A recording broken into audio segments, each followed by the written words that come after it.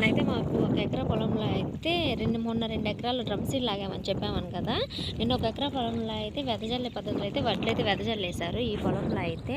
So ఈరోజు కొంచెం నీళ్ళు ఎక్కువగా ఉన్నాయి, కొంచెం కుళ్ళిపోతాయి కదా లోపల గింజలు, అందుకని అయితే వేరే వాళ్ళ పొలంలోకి అయితే నీళ్లు పెడుతున్నాడు మా వారైతే అక్కడ నుంచి, చూశారు కదా.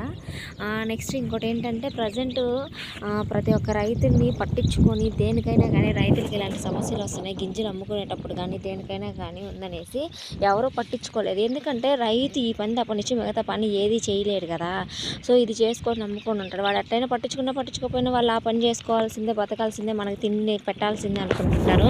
సో వాళ్ళు ఎవరు పట్టించుకోకపోయినా మనల్ని మన ఫ్యామిలీని మనం చూసుకోవాలి కాబట్టి, సో ఏ విధంగా చేస్తే మనకి ఖర్చు తగ్గుతుంది, సేమ్ అదే విధంగా అలాంటి దిగుబడే మనం పొందగలుగుతున్నాము అనుకుని ప్రతి ఒక్కళ్ళు కూడా కొన్ని కొత్త పద్ధతులు అయితే ఇప్పుడు ఫోన్లో యూట్యూబ్లో కూడా చాలా